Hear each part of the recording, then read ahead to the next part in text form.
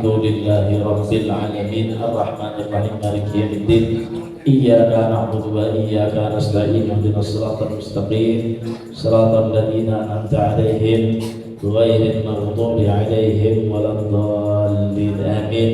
Bismillahirrahmanirrahim. Radhiyallahu ankum wa radhiyallahu ta'ala anhu. Qala al-mu'allif rahimahullah wa nafa'ana bihi wa bi jami'i ulumi fid dharain amin. Assalamualaikum warahmatullahi wabarakatuh. Bismillah, alhamdulillah, wassalatu wassalamu ala rasulillah Sayyidina wa maulana Muhammadin ibni Abdillah wa ala alihi wa sahbihi wa man walah wa la hawla wa la quwwata illa billah.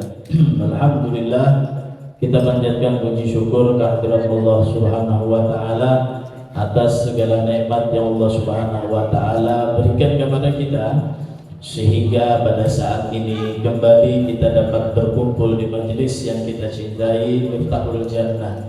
Bu, kalau ditanya orang yang ke majelis di mana? Majelis Miftahul Jannah. Apa artinya orang majelis Miftahul Jannah? Setiap pintu ada kuncinya. Surga punya pintu. Jangan kita mau di depan pintu aja, kita harus masuk ke dalamnya. Cara masuk ke dalam pintunya harus ada kuncinya. Miftahul Jannah itu artinya kunci surga. Mudah-mudahan kita yang hadir di majelis ini istiqamah. Mudah-mudahan kita semuanya dimasukkan oleh Allah dan diberikan nikmat yang terbaik, yaitu dimasukkan ke dalam surganya Allah Subhanahu wa taala. Amin Allahumma amin Allahumma amin. Hadirin wal hadirat jamaah taklim majelis Miftahul Jannah yang dirahmati oleh Allah Subhanahu wa taala. Kita berada di bulan Rabiul Awal, yaitu bulan kelahirannya Nabi kita Muhammad sallallahu alaihi wa ala alihi wasallam. Kita bacakan tadi qasidah. Sebagai umat Rasulullah, kita harus mengetahui bahwasanya Rasulullah itu dilahirkan di bulan apa, Pak? Di bulan apa? Rabiul Awal. Tanggal 12 bulan Rabiul Awal. Kemudian tadi disebutkan tahun gajah. Raja Abrahah itu nyerang Mekah mau meruntuhkan Ka'bah. Tapi karena Allah Subhanahu wa taala memuliakan dengan kelahiran Rasulullah, maka Allah kirim burung ababil dalam surat Al-Fil berangkat untuk menghancurkan, memporak-porandakan daripada pasukan gajah itu. Dengan kelahirannya Nabi kita Muhammad sallallahu alaihi wasallam di bulan Rabiul Awal pada tanggal 12 malam Senin. Jadi boy jangan salah pemisahkan lawan anak ya Pak. Anak Rasulullah dia tanggal 10 Ramadan lahir. Kenapa kagak bisa hadir di peringatan Maulid? Jangan salahkan. Makanya ulama itu mengadakan peringatan-peringatan Maulid itu untuk memberikan tahu. Maulid Simtuturan yang kita baca isinya biografi Rasulullah. Cuma kita pikir agar orang itu bersolawatnya nyaman, ya. Habis itu menikmati, habis itu juga meresapi, khusyuk, maka dimasukkanlah di sana qasidah-qasidah, pujian-pujian yang dibacakan dipakai dengan terbangnya, dipakai dengan mahallul qiyam, berdiri seakan-akan kita menyambut Rasulullah SAW datang. Jadi kalau minal ahlil basair, orang yang memiliki mata hati yang baik, dia akan melihat bahwasanya dengan mata hatinya Rasulullah datang di setiap peringatan Maulid Nabi kita Muhammad sallallahu alaihi wa ala alihi wasallam.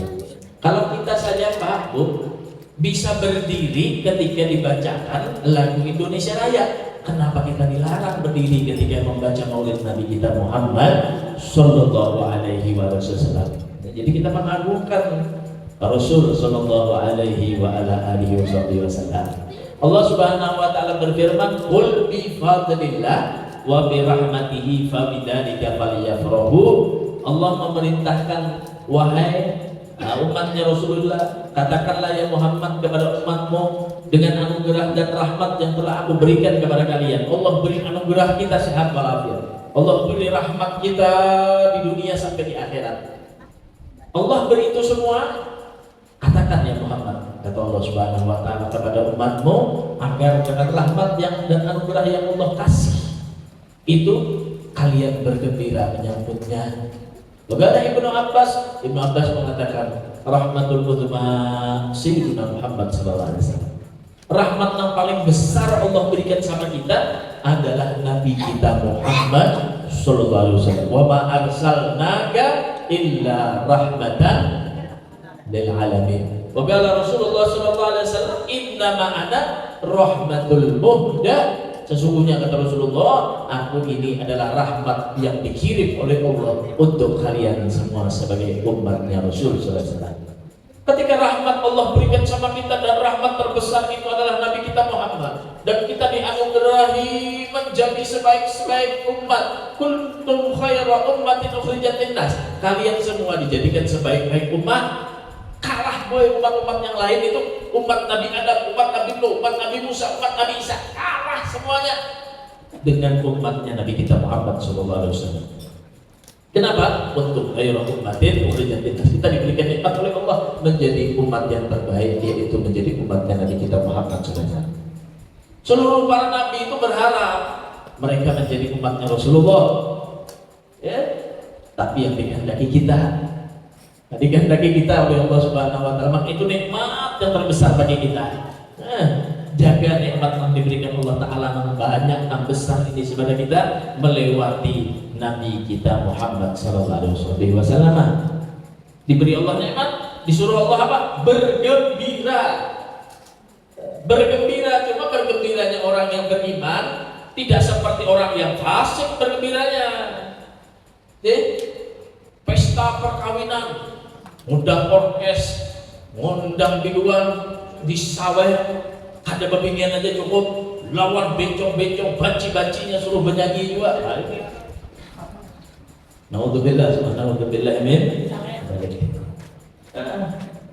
Bergembira bukan dengan cara lalai kepada Allah Subhanahu wa taala, bermaksiat kepada Allah Subhanahu wa taala. Allah memerintah kita dengan nikmat Allah beri, rahmat Allah beri, anugerah Allah beri, suruh Allah taala bergembira. Kayak apa cara bergembira? Rahmat yang terbesar adalah Rasulullah datang daripada bulan Maulidnya Nabi kita Muhammad sallallahu alaihi wasallam, maka layaklah bagi kita untuk bergembira dengan memperingati kelahiran Nabi kita Muhammad sallallahu alaihi wasallam. Anallah.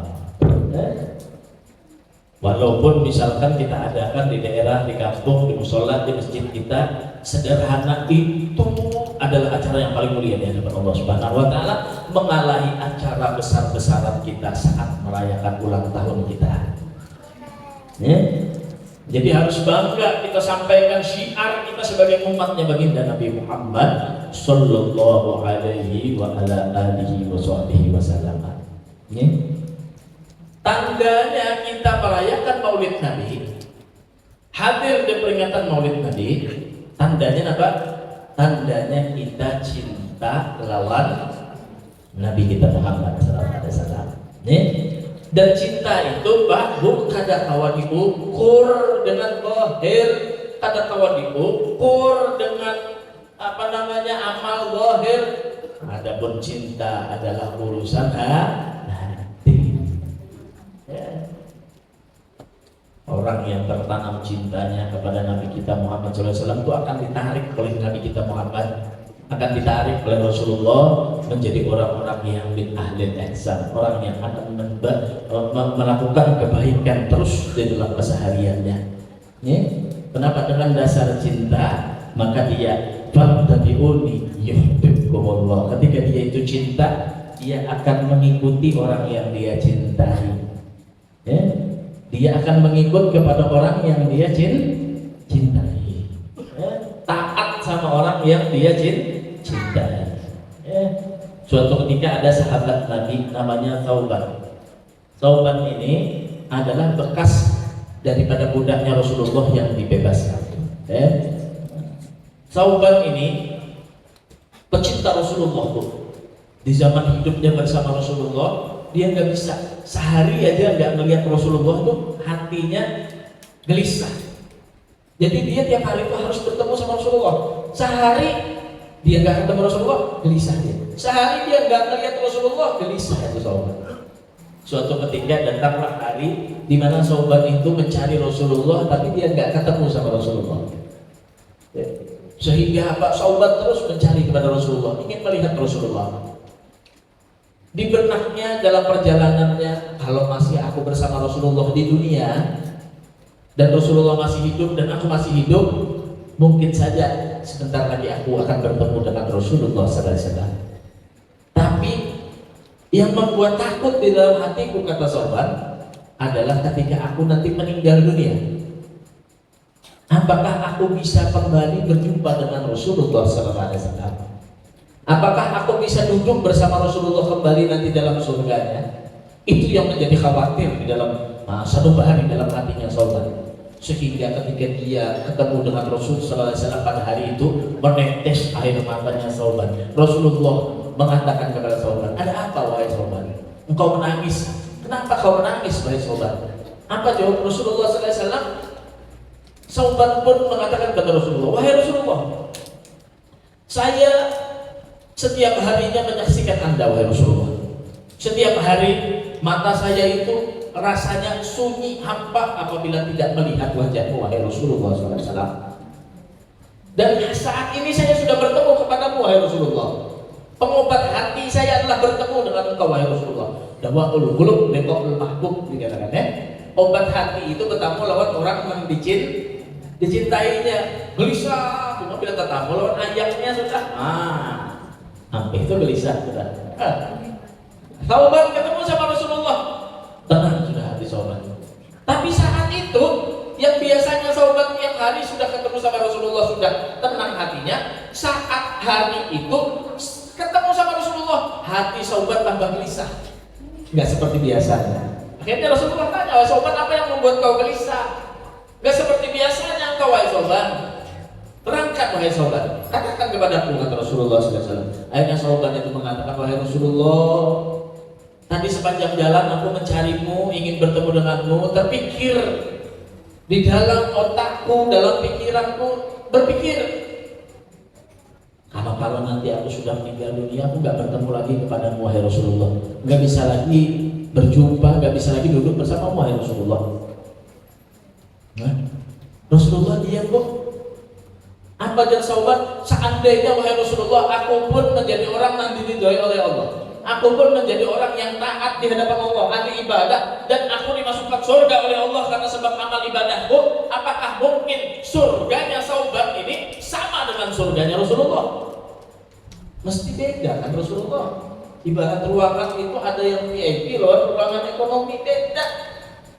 Kalau Rasulullah mungkin di surga yang paling tinggi, Sauban di bawah, sehingga Sauban terhijab nantinya, gak bisa ketemu lagi sama wahai Rasulullah. Apalagi na'udzubillah kalau engkau di surga, Sauban di neraka. Bisa ketemu sama Rasulullah? Gak bakal bisa. Itu yang dikhawatirkan oleh Sauban radhiyallahu anhu. Rasulullah diam, Bu.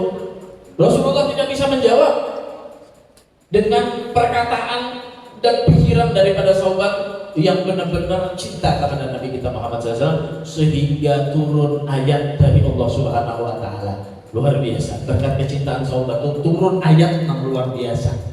Nah ini bentuk syukurnya kita tadi lawan para sahabat. Terima kasih kita turun ayat apa? Wa may yuti'illah war rasul faulaika ma'al ladzina an'ama Allahu 'alaihim minan nabiyyin was-siddiqin wasyuhada wassalihin wa hasuna ulaika rafiqa. Siapa orang yang taat kepada Allah dan Rasulnya, maka mereka lah orang-orang yang diberikan nikmat oleh Allah kepada mereka tersebut, daripada para nabi, daripada para siddiqin, daripada para syuhada, daripada orang-orang salihin, dan orang-orang yang berteman kepada mereka dengan kebaikan. Allah turun ayat, arti ayatnya apa bahasa kita? Ikam kena mati wa saubane cuma dengan ikam taat lawan Allah dan Rasulnya, ikam cinta lawan Allah dan Rasulnya, ikam kena juga akan dikumpulkan lawan Rasulullah sallallahu alaihi wasallam. Suatu ketika istri Rasulullah sallallahu alaihi wasallam Sayyidah Aisyah, Sayyidah Aisyah radhiyallahu anha, ya. Masuklah Rasulullah ke rumah Sayyidah Aisyah. Ya. Sayyidah Aisyah ini buat istri Rasulullah yang paling muda usianya, yang paling manja dengan Rasulullah sallallahu alaihi wasallam, paling cerdas dan paling banyak meriwayatkan hadis Rasul sallallahu alaihi wasallam. Itu siapa? Sayyidah Aisyah. Rasulullah tidak mempunyai anak dari Sayyidah Aisyah. Ya. Anak dari Rasulullah semuanya dari Sayyidah Khadijah dan satu dari Mariatul Qibtiyah, laki-laki namanya Ibrahim. Termasuk Fatimah Zahra, anak daripada Rasulullah dengan Sayyidah Khadijah. Jadi Rasulullah ini bisa memanjakan istri yang manja. Nah, itulah Rasulullah luar biasa. Ada istri yang ngomong, istri yang ngomong itu artinya istri yang tahu merawat suami. Itu siapa? Sayyidah Khadijah. Sayyidah Khadijah itu mulai hartanya, mulai jiwa raganya dikorbankannya merawat Rasulullah SAW. Bahkan Sayyidah Khadijah itu hendak meninggal berasal non anaknya Fatimah. Wahai anakku, kayaknya bila abah kamu boleh membuka pintu rumah, bangunakan. Padahal Sayyidah Khadijah itu kalau mau bangun lagi berapa? Bangunakan, duduk-akan, sandarakan aku seakan-akan kayaknya seperti aku orang yang sudah sembuh dari penyakitnya, sehingga ayahmu melihat Khadijah dalam keadaan baik-baik saja. Nah, jadi masuk Rasulullah pulang berdakwah, melihat Sayyidah Khadijah sudah duduk posisinya, padahal dipangku dengan pahanya Sayyidah Fatimah Zahra, anaknya. Melihat Rasulullah senyum, istriku dalam keadaan baik-baik saja. Keluar pintu Rasulullah SAW, keluar pintu. Sayyidah Fatimah memanggil kepada ayahnya Rasulullah bahwa ibu Sayyidah Khadijah sudah meninggal dunia. Akhir hayat. Kadang mau menyusahkan suami, ya selalu membuat senang hatinya suami, apalagi suaminya Rasulullah SAW. Ya. Rasulullah gemetar pulang dari Gua Hira mendapatkan wahyu pertama, diselimuti sama Sayyidah Khadijah, ngomong sama suaminya. Sampai meninggal, dia pesan sebelum meninggal dunia, ngomong sama Sayyidah Fatimah, wahai Fatimah, sampaikan sama ayahmu, seandainya nanti Rasulullah berdakwah dan masih memerlukan bantuan Khadijah, silahkan gali kuburan Khadijah, ambil tulang belulangnya Sayyidah Khadijah, boleh dijual untuk membantu dakwahnya Rasulullah sallallahu alaihi wasallam. Ini orang-orang semacam ini yang akan membarengi nanti di dalam surga bersama Rasulullah sallallahu alaihi wasallam. Nah, istri Rasulullah sallallahu alaihi wasallam yang Sayyidah Aisyah itu manja. Jadi kita sedikit merajuk, ya. Allah. Jadi pernah Sayyidah Aisyah itu buat jadi kita tadi itu menggayai lawan Sayyidah Fatimah. Karena anak sambung, ya anak sambung digayai. Ya. Kenapa? Karena Rasulullah itu Khadijah itu sudah meninggal. Tapi Rasulullah bila masak daging, kambing, banyak ide Rasulullah bajunya antari sahabat-sahabat Khadijah. Mau saking cintanya Rasulullah dengan Sayyidah Khadijah tadi ya. Nang dikisah apa Khadijah. Jadi Sayyidah Aisyah ini kita mau sudah mati itu dikisah aja lagi. Nah. Cemburu, padahal istri Rasulullah banyak yang lain kan pernah dicemburui sama Sayyidah Aisyah. Yang dicemburui siapa? Sayyidah Khadijah. Allah. Akhirnya lewat Sayyidah Fatimah di hadapan Sayyidah Aisyah, digoda sama Sayyidah Aisyah. Bahasa kita, aja Sayyidah Khadijah. Kan tahulah, mama ikam itu dulu dikawin sama Rasulullah itu janda. Nah, ya. Digoda. Mama ikam itu dulu kawin lawan Rasulullah dalam keadaan janda. Sudah, akhirnya nampak mengarang-akan digoda jadi kita digayai, lalu jadi kita meraju lah. Nah, meraju, mau mamaku dituakan lah. Sekalinya Sayyidah Fatimah orang cerdas, orang pintar, orang salehah, bertemu dengan Rasulullah SAW. Biasa Rasulullah kalau ketemu sama anaknya dicium keningnya. Ya, diajaki ngobrol, diajaki Rasulullah SAW. Memuliakan anaknya sama dengan memuliakan tamunya. Akhirnya apa? Mukanya kayak berbeda Sayyidah Fatimah. Ditanya sama Rasulullah, ada apa wahai Fatimah? Ujar Fatimah, kada ada apa-apa wahai Rasulullah. Menyembunyikan Sayyidah Fatimah ini. Ada ya Rasulullah, aku tahu ikan anakku, aku tahu pasti ada sesuatu yang menjanggal di hati ikan. Kisahkan ya Rasulullah. Sambil tersenyum Rasulullah ini bukan marah. Akhirnya apa? Sayyidah Fatimah mengatakan, Mbak, tadi ulun lewat di hadapan ibu Sayyidah Aisyah. Ujar beliau, ibu ulun itu janda panggilan biang. Mbak itu Pak, kan menjawab bahasa kita sudah cuma ulunnya rasa hati itu nak presiden menyambat, maka itu ulun. Jadi Rasulullah balas. Rasulullah SAW balas ya.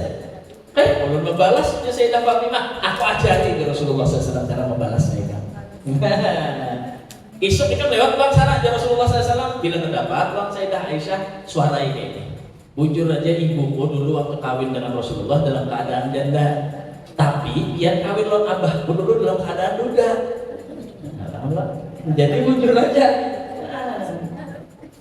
Berarti hebatnya ibuku dong. Dapat apa? Dapat perjaka kan? Ya, dapat bekasnya kan bahasanya gitu ya.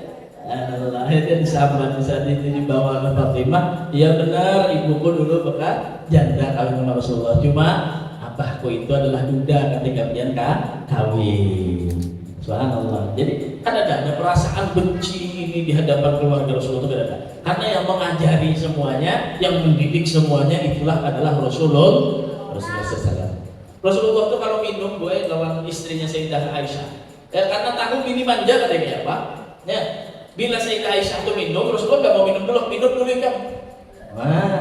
Minum Sayyidah Aisyah dicari boleh bakas minum di gelas Sayyidah Aisyah di mana? Di situ Rasulullah mantap bibirnya. Masya Allah. Nah ini jadi kayak apa Rasulullah SAW itu menghadapi bini yang manja. Begitu juga bagaimana bini tadi yang merawat kaum Rasulullah itu semuanya ada contoh. Laqad kana lakum fi Rasulillahi uswatun hasanah. Kalau mengikuti Rasulullah SAW semuanya kebaikan semuanya. Kebaikan yang ada di dalam diri Rasul sallallahu alaihi wasallam. Allah. Jadi ngajari Rasulullah Bu, kalau pulang ke rumahnya Sayyidah Khadijah tanpa Rasulullah ngasih tahu jam berapa, Sayyidah Khadijah tuh nunggu. Gak bisa dia gelisah kalau Rasulullah belum pulang, ditungguin. Sayyidah Khadijah tadi, Sayyidah Aisyah Rasulullah pulang, karena Rasulullah tahu istrinya ini ya masih kanak-kanak, lebih muda, lebih manja. Rasulullah pulang di rumahnya jam 2 sampai jam 3 malam. Selesai berdakwah Rasulullah SAW. Pulang ke rumahnya Sayyidah Aisyah ngetok pintu, karena dibuka sama Sayyidah Aisyah. Ngetok lagi, nggak dibuka. Akhirnya apa? Rasulullah tidur di depan pintu. Subuh bangun Sayyidah Aisyah buka pintu, tahajud, Rasulullah guring di muka pintu. Kenapa? Karena dibangunin Sayyidah Aisyah. Ya Rasulullah, apa? Aku tidak mau mengganggumu, barangkali kamu capek seharian ada di rumah. Tuh Rasulullah SAW. Subhanallah. Nah ini pendidikan yang diajarkan oleh Rasulullah SAW. Makanya dikatakan lagi Rasulullah SAW itu dalam ayat Al-Quran yang sering kita dengar apa? Laqad ja'akum rasulun min anfusikum azizun 'alaihi ma 'anittum harisun 'alaikum bil mu'minina raufur rahim. Ya. Sifatnya Rasulullah SAW itu selalu sakit, selalu susah apabila ada umatnya yang kesusahan. Itu Rasulullah SAW. Jadi bila ada orang dari umat Rasulullah itu susah, Rasulullah susah. Kalau ada yang tertimpa musibah, Rasulullah juga merasakan sakitnya. Nah itulah baginda Nabi kita Muhammad SAW. Sampai sakaratul mautnya Rasulullah merasakan ada sakit daripada sakaratul maut. Rasulullah mengatakan, wa kaifa bi ummati? Kayak apa umatku sakit juga karena sakaratul mautnya. Ujar malaikat Israel, wahai Rasulullah, ulun nyambut nyamot yang ini yang paling halus sudah umat yang itu misalnya berkarasan kayak bagaimana? Allah. Anda tahu rasanya Bu? Sakit sakaratul maut. Bulik nih gue ambil tang cabut gigi. Sakit tidak? Sakit dibejar gigi yang warasnya itu dicabut deh. Apalagi mencabut roh daripada awak kita. Allah. Ini datang ziarah ke kuburan berselfie. Makanya Rasulullah ikan ke kuburan itu mengingatkan ikan mati juga enak. Allah, sakit sakaratul maut ya Rasulullah, kayak umatku sakit juga kah? Wah, zaman Israel bakal rasa tumbang. Dalam kitab Tanbihul Muqtarin disebutkan Nabi Musa alaihissalam, Nabi Musa ulul azmi meninggal. Nabi Musa 40 tahun gue sudah meninggal, memimpin murid Nabi Musa lawan Nabi Musa. Ditakuninya, wahai Nabi Musa, apa yang kau rasakan? Ujar Nabi Musa, aku 40 tahun sudah meninggal dunia, sakit sakaratul maut baru hilang. Nah, kayak apa Nabi Musa? Mah, nah kita ulama. Apa kata Rasulullah SAW? Khaffif ala ummati, dzakir alayya. Ringankan ya Allah, sampaikan kepada Allah, wahai malaikat Jibril. Ringankan sakaratul maut umatku, timpakan beratnya semua kepada aku, kata Rasulullah SAW.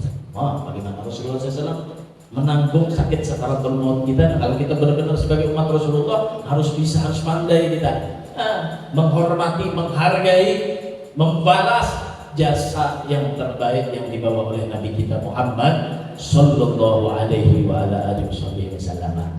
Ya. Ada sahabat Nabi, ya, namanya Buai Julaibib. Nah, namanya Julaibib. Bisa lebih mendengar kisah Julaibib.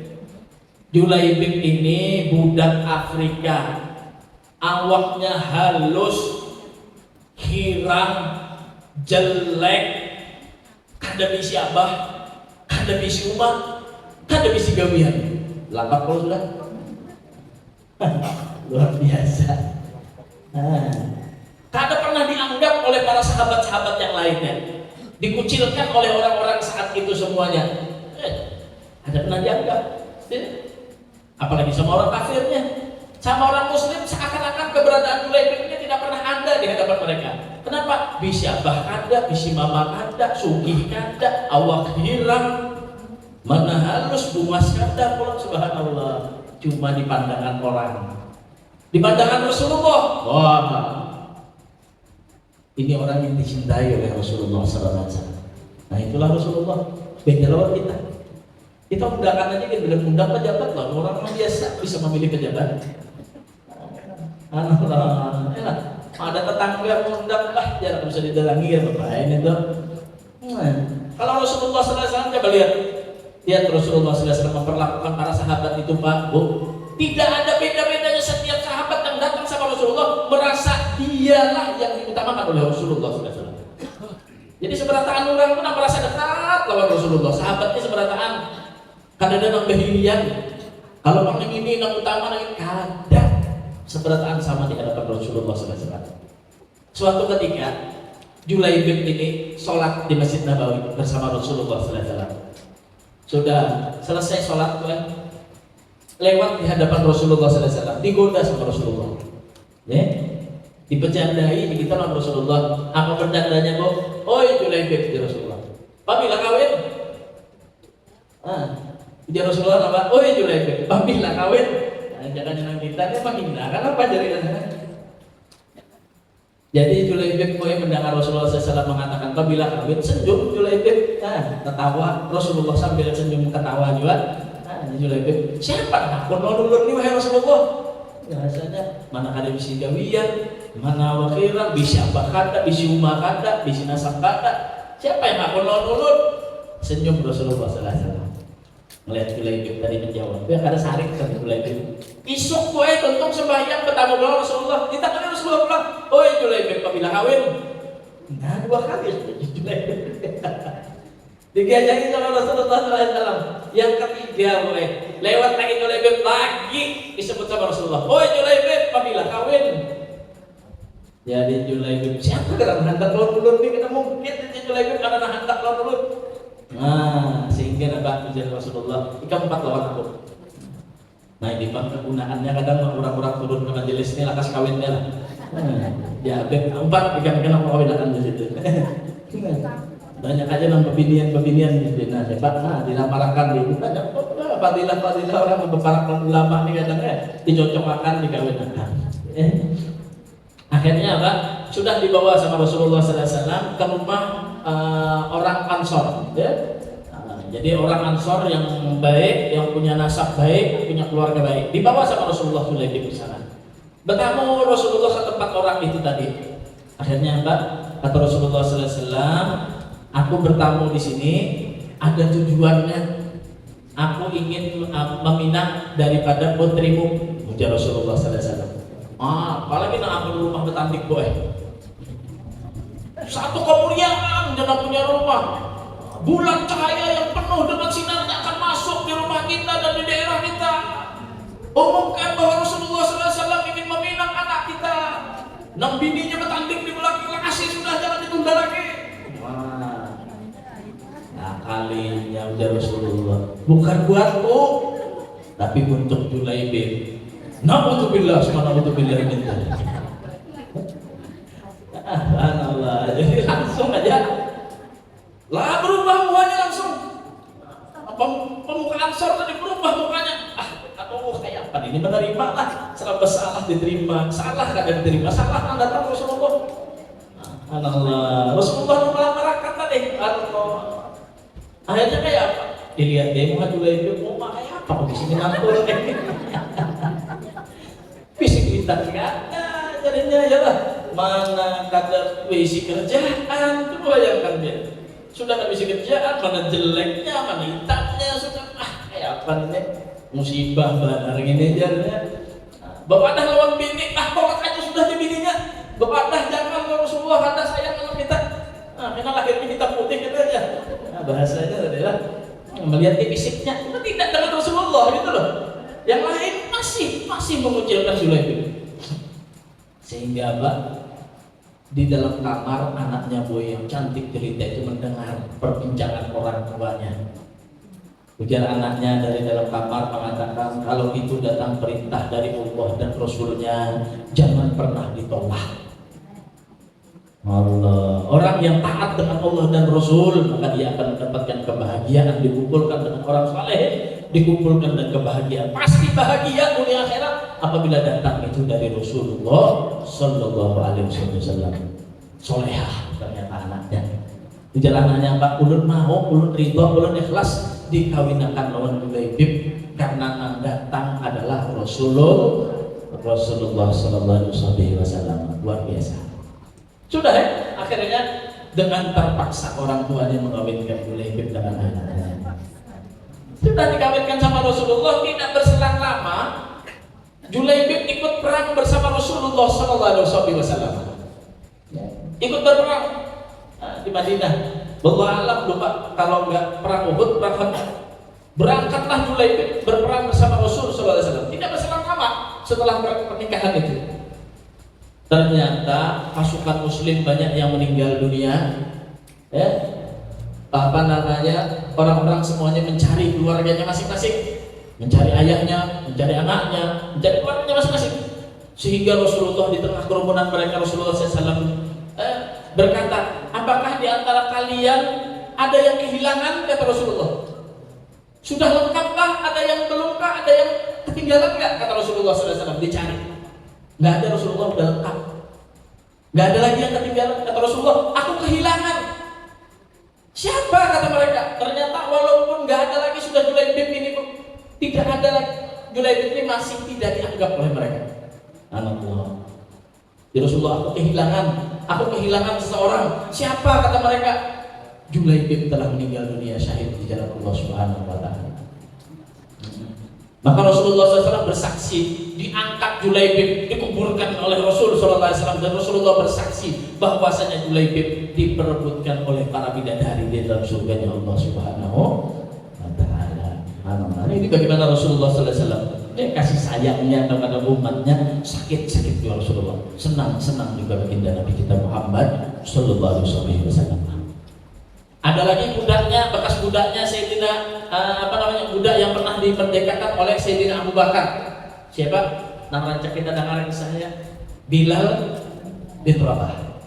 Muadzin Rasulullah, nama rancak adzan di zaman Rasulullah sallallahu alaihi wasallam. Makanya orang Banjar bilangnya orang tua adzan di masjid disebutnya Bilal. Padahal Bilal itu ngarang sahabat. Bilal bin Rabah Al-Habashi. Lain Al-Habsyi, Al-Habashi artinya dari Ethiopia, dari Afrika. Nah, yang mengarang Maulid Simtuturan ini Al-Habsyi juga, cuma asli Sidin di Yaman, tapi beliau datu-datunya berdakwah di Afrika, di Habasyah tadi. Nah, lalu bergelar Al-Habsyi. Nah, itu sejarahnya. Nah, Bilal bin Rabah adalah sahabat Rasul sallallahu alaihi wasallam sama yang berasal dari budak. Dimerdekakan oleh Sayyidina Abu Bakar, orang yang taat dengan Allah dan Rasulnya. Suatu ketika para sahabat boleh berkumpul. Tidak ada Rasulullah sallallahu alaihi wasallam, para sahabat kumpul bermusyawarah. Satu dengan yang lainnya menyampaikan pendapatnya di dalam isi musyawarahnya. Yang hadir di sana yang banyak berbicara adalah sahabat Nabi yang bernama Abu Dzar Al-Ghifari. Abu Dzar Al-Ghifari ini dari suku Ghifar dan dia termasuk daripada tokoh-tokoh utama daripada kaumnya. Artinya bangsawan yang dimuliakan. Abu Dzar Al-Ghifari menyampaikan pendapatnya dalam musyawarah begini. Kemudian para sahabat yang lain tidak ada yang membantah dengan pendapat Abu Dzar Al-Ghifari, setuju. Sehingga di dalam musyawarah itu disampaikan, apakah ada yang tidak setuju dengan pendapat Abu Dzar Al-Ghifari? Bilal bin Rabah ini padahal hendak membantah. Arti membantah itu apa? Mungkin ini lebih baik. Ujar Bilal bin Rabah, ini kah yang lebih baik? Hendak menyampaikan pendapatnya. Cuma Bilal ini takut. Kenapa? Karena Bilal aku ini berasal dari budak. Beda lawan mereka. Mereka ini bangsawan. Orang-orang yang mulia. Orang-orang yang mulia. Aku ini bekas budak. Pantas kan aja Bilal kalau bersuara. Cuma karena desakan hati untuk kemaslahatan muslimin, akhirnya Bilal memberanikan diri untuk berbicara dan mengomentari pendapat daripada Abu Dzar Al-Ghifari. Sudah disampaikan Bilal. Sehingga selesai menyampaikan pendapatnya, Abu Dzar Al-Ghifari mengejek kepada Bilal bin Rabah. Ya Abul Aswad, uskut ya Abul Aswad, bahasa kita. Diam nikah, wahai budak yang hitam, bekas budak nikah, beranai. Biar Abu Dzar Al-Ghifari. Padahal dalam Al-Quran sudah disebutkan asyidda alal kufar ruhama bainahum. Sifat-sifat orang beriman dari sahabat Nabi itu keras terhadap orang kafir, kasih sayang kepada sesama muslim. Ini jangan terbalik inilah. Lawan muslimin, bawa kalahian aja. Hari raya aja kalau bisa akur tanggal ribut terus tuh. Bila datang bulan Maulid bid'ah, syirik. Ribut terus tuh. Sesama muslim sekalinya datang pastor cium dengan dipagut bebas. Jadi orang muslim asyidda alal kufar ruhama bainahum. Boleh kita lawan orang kafir itu baik, cuma toleransi, tidak di dalam masalah agama. Kepada orang muslim baik kitanya, jangan sama muslim saling sikut menyikut, ribut gara-gara partai dan yang lainnya. Menjelekkan satu dengan yang lainnya, membuka aib satu dengan yang lainnya. Ini bukan sifat umat Rasulullah yang disenangi oleh Rasulullah SAW. Ya, sudah ya. Akhirnya ketika mendapatkan kecaman daripada Abu Dzar Al-Ghifari, Bilal keluar daripada itu majelis. Ajar kita merasa tersinggung, hati. Kenapa lah Rasulullah itu sudah di dalam Islam ini tidak ada kasta lagi, sudah tidak ada membedakan mana bangsawan, mana bekas budak lagi, sudah sama rata di hadapan Rasulullah SAW. Kenapa Abu Dzar Al-Ghifari masih mengucapkan kalimat pada jahiliyah dahulu? Tersinggung Bilal bin Rabah. Sehingga apa? Datang Bilal bin Rabah kepada Rasulullah. Ditanya oleh Rasulullah, ada apa Bilal? Ujar Bilal bin Rabah, aku bingung wahai Rasulullah. Ketika aku menyampaikan pendapat, ternyata Abu Dzar Al-Ghifari mengejekku dengan kalimat semacam ini. Merah wajahnya Rasulullah tuh. Marah Rasulullah SAW. Dipanggil Abu Dzar Al-Ghifari sama Rasulullah SAW. Apa kata Rasulullah? Wahai Abu Dzar, sesungguhnya masih ada di dalam hatimu sifat-sifat jahiliyah, kata Rasulullah SAW. Sudah Islam tapi masih ada sifat jahiliyah, kata Rasulullah SAW. Sehingga apa sadar Abu Dzar Al-Ghifari meneteskan air matanya bertobat kepada Allah Subhanahu wa taala, menyadari kesalahan lidahnya yang mengejek saudaranya sesama muslim Bilal bin Rabah. Sehingga Abu Dzar Al-Ghifari mencari kepada Bilal bin Rabah, berkeliling kota dia mencari di mana Bilal bin Rabah. Ia ingin meminta maaf, memohon maaf kepada Bilal bin Rabah. Sehingga Rasulullah ridha, Allah dan ridha kepada dia. Dia datangi Bilal bin Rabah. Ternyata Bilal bin Rabah masih jengkel hatinya kepada Abu Dzar Al-Ghifari. Kemudian apa yang dilakukan oleh Abu Dzar Al-Ghifari? Sampai Abu Dzar itu meletakkan pipi sebelah kanannya ada di pasir, ada di tanah. Sebelah kanan nih gue dia, ada ke tanah. Ujar Abu Dzar Al-Ghifari, wahai Bilal, maafkan saya. Maafkan saya wahai Bilal. Silahkan injak kakimu di atas pipiku yang sebelah kiri. Oh, anda pipi gue sebelah kanan di tanah, sebelah kiri suruh Bilal bin Rabah menjajah. Melihat kelakuan Abu Dzar Al-Ghifari karena menuntut ridho Allah dan Rasulnya, karena menyadari kesalahannya, maka Bilal bin Rabah menarik tangan Abu Dzar Al-Ghifari dan merangkulnya, bersalaman, bermaafan, berkasih sayang. Itu sahabat Rasulullah SAW yang langsung mendapatkan pendidikan daripada Nabi kita Muhammad Sallallahu Alaihi Wasallam. Luar biasa, luar biasa. Nah, kita ceritakan banyak ceritanya daripada sahabat-sahabat Rasul Sallallahu Alaihi Wasallam. Ada seorang ibu-ibu, nah diceritakan ya, seorang ibu-ibu yang dia tadi itu ditinggal oleh suaminya, oleh ayahnya, oleh anaknya. Untuk apa? Untuk berjihad di jalan Allah, berperang fisabilillah. Jadi ayahnya ikut, suaminya ikut, anaknya ikut berperang di jalan Allah Subhanahu wa taala. Sudah berangkat perang, bulik perang sama keluarga semua menunggu kedatangan daripada keluarga-keluarganya. Sudah mencari ya, seorang ibu tadi. Akhirnya ada yang mengabarkan kepada ibu tadi, wahai ibu, ayahmu syahid, ayahmu meninggal.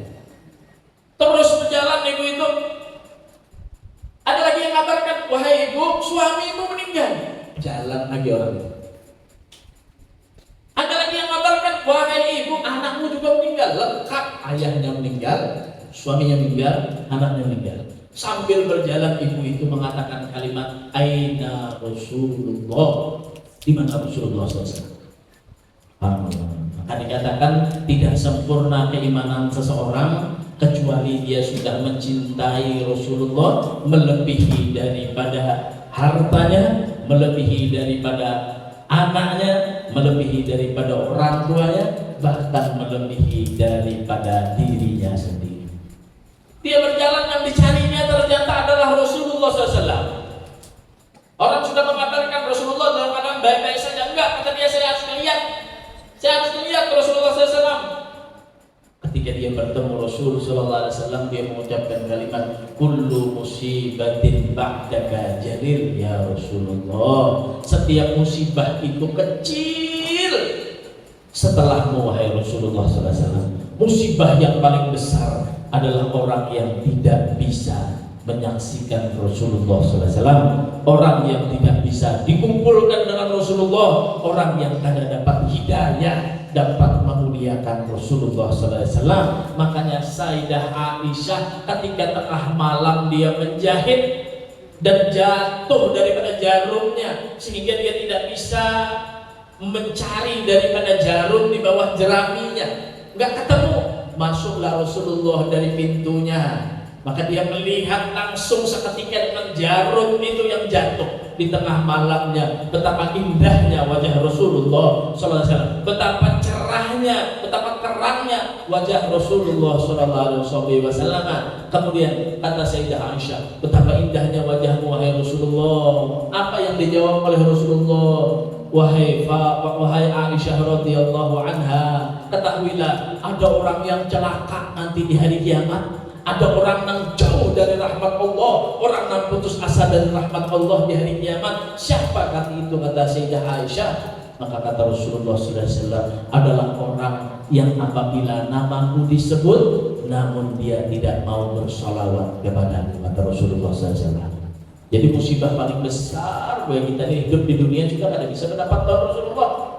Jangan sampai kita di akhirat juga kada atau terhijab kita melihat berkumpul dengan Rasulullah SAW. Mudah-mudahan kita yang hadir di majelis ini istiqamah. Mudah-mudahan kita juga mendapatkan kecintaan daripada Allah dan Rasulnya. Dan mudah-mudahan kita kawal cinta dengan Allah dan Rasulnya. Dan mudah-mudahan berkat bulan maulidnya Nabi kita Muhammad SAW, kita mendapatkan keberkahan di dalam hidup kita, di dalam umur kita, di dalam usia kita, di dalam keseharian kita, di dalam rezeki kita. Dan mudah-mudahan anak-anak kita dijadikan anak yang saleh wa salehah. Mudah-mudahan dosa kita semua diampuni oleh Allah Subhanahu wa taala. Mudah-mudahan berkat bulan maulid Nabi kita Muhammad, kita selalu diberikan kesehatan oleh Allah. khususnya kepada kita yang hadir, bapak-bapak, ibu-ibu sekalian yang hadir di majelis taklim Miftahul Jannah, mudah-mudahan selalu Allah berikan kesehatan. Kita doakan juga khususnya kepada pimpinan majelis kita Bunda Hajah Marwiyah, mudah-mudahan beliau diberikan kesehatan oleh Allah, diberikan keafiatan oleh Allah Subhanahu wa taala, dan mudah-mudahan yang punya hajat, mudah-mudahan hajatnya dikabulkan oleh Allah Subhanahu wa taala.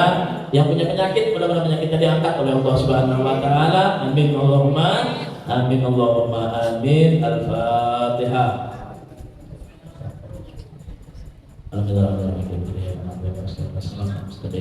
Shiratal ladzina an'amta 'alaihim ghairil maghdubi 'alaihim waladdallin. Amin ya rabbana.